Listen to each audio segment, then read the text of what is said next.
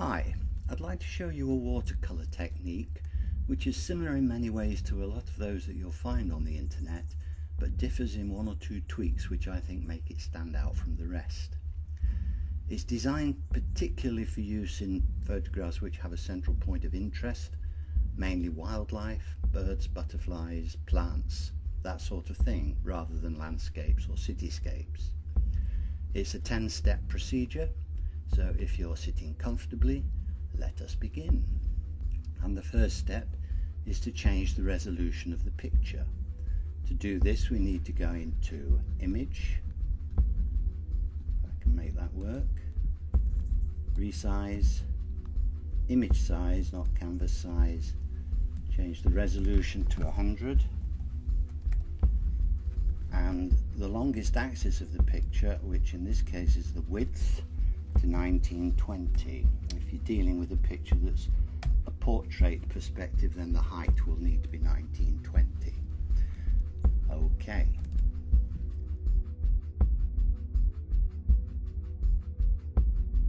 Step 2.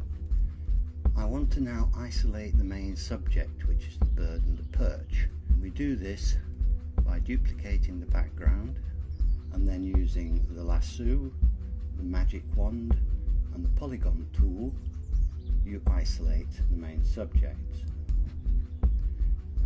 This is going to take a little while, so what I should do is speed it up, and while I'm working on it you can enjoy the background music that I have playing for you.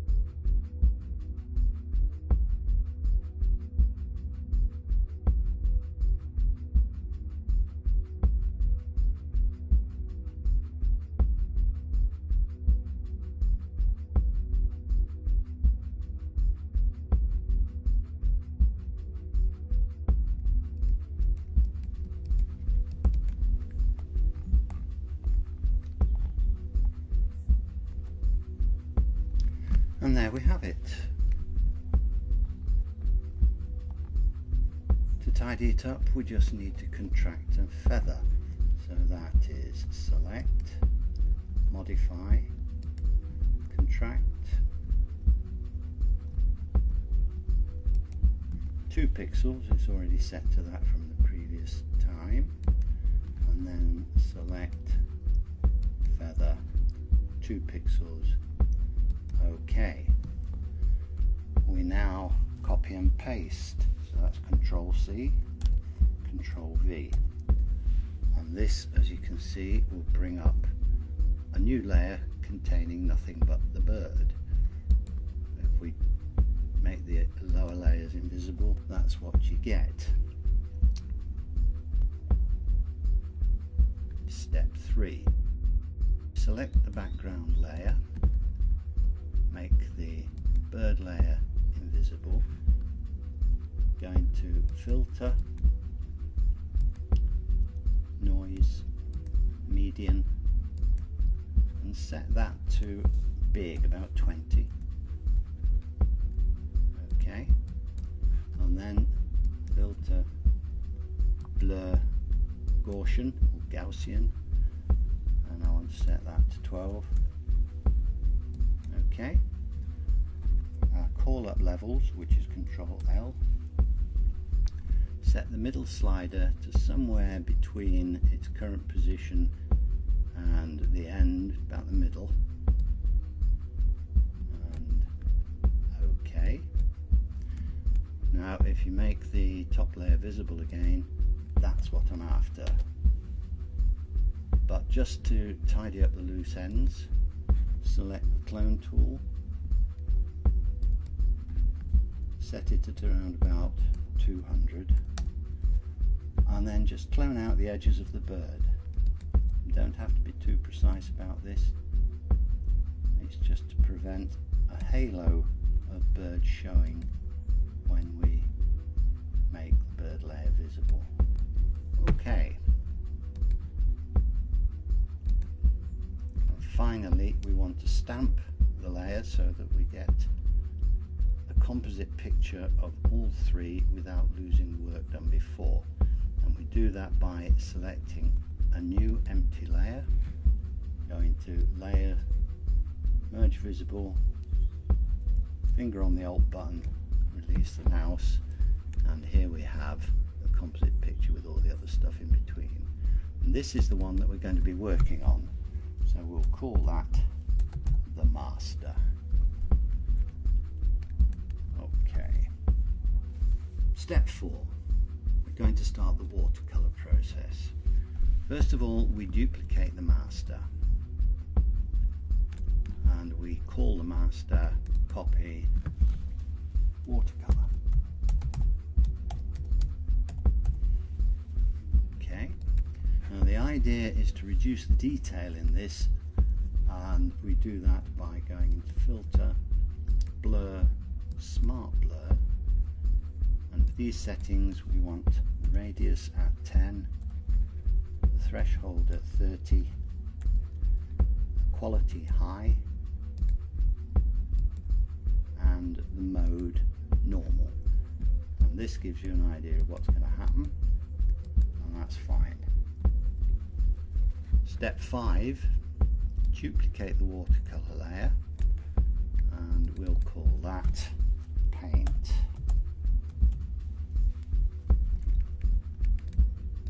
And all you need to do with that is invert it, Control I, and select the colour dodge mode. That gives you a white canvas because you have a positive and you have a negative in film terms, and that cancels each other out. The next step, step 6, is to duplicate the master, slide it to the top of the layer or the list. I'm going to call that sketch.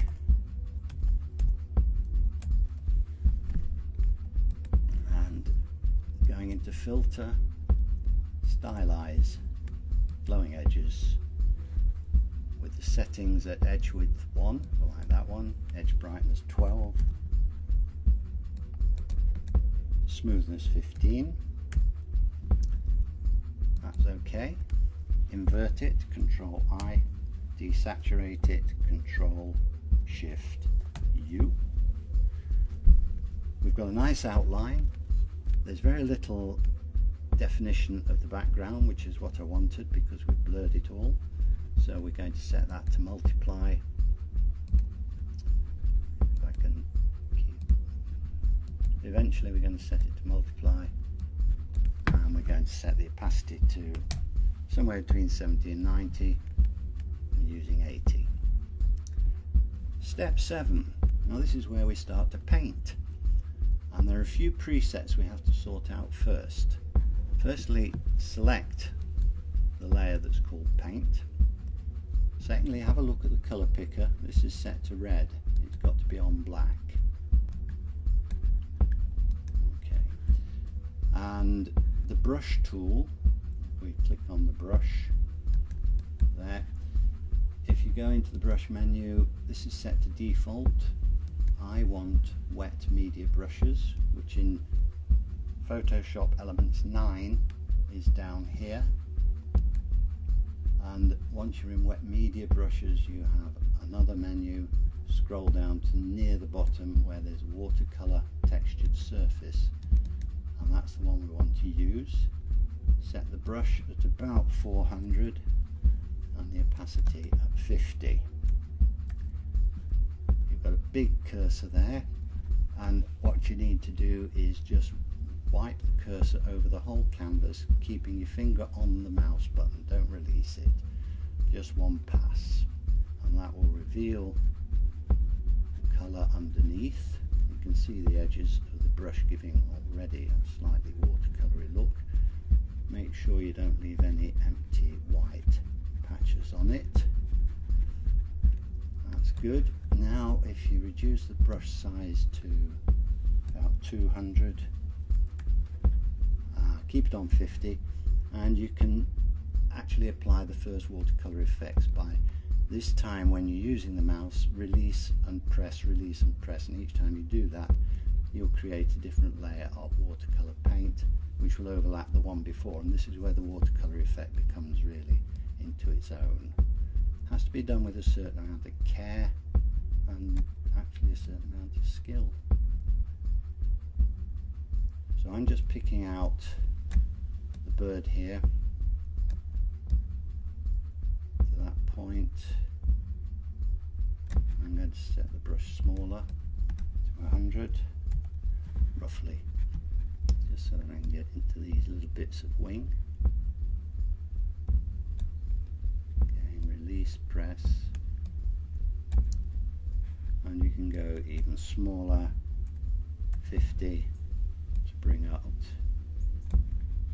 bits of branch.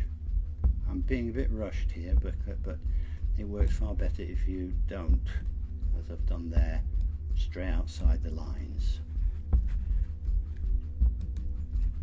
You stamp that, you remember, create a layer, go into layers, merge visible, and keep your finger on the alt button, and we will call that Master 2.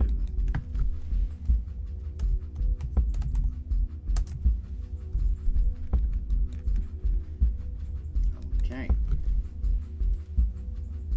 Step 8. This is the big tweak, and it involves making the contrast more obvious. First thing I want to do with this is hit it with some saturation, so that's Control U and the 50% or up to 50. That really does bring the colours out, and that's fine. It might look gaudy, but it's what I want, and it will be modified later on. We want to go back down the layer list and seek out watercolour from way back when. That's here, and we're going to duplicate that and slide it up to the top of the list. We're going to give that some colour dodge. If you then select Control U again, only this time use the lightness slider. This has interesting effects on this picture in colour dodge mode. If you go to the right, well, most of it's lost. If you go to the left, you're back to where you started. I want somewhere just about so that I'm losing some of the background but not all. It's set at -79. That's about how it works, usually about -80. We stamp that layer.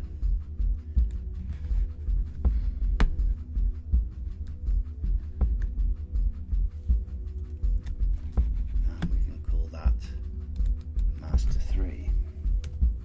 Step 9, we want to apply another coat of paint. And to do this, we duplicate Master 3 and set that again to colour dodge, a very favourite setting, and we invert it. We go back to the brush tool, which we're still set on, and we need to probably be on around about 300 to start with, because we're going to do some delicate stuff, and the opacity needs to go up to about 80%. And initially I just bring out the bird.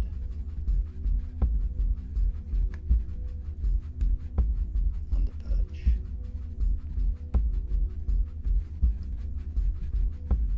Not too worried at this stage about the background.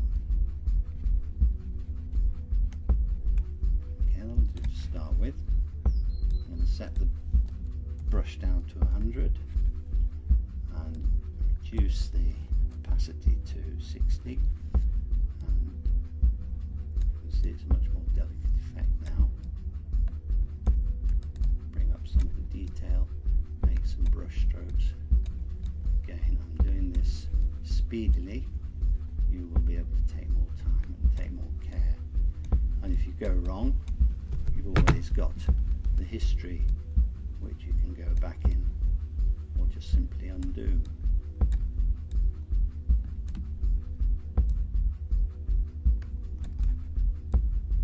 There we go. Now finally, on this I want to set this to big, 400, opacity down to 40. Now I'm going to pick out the background selectively. Again, up and down with the finger on the mouse button.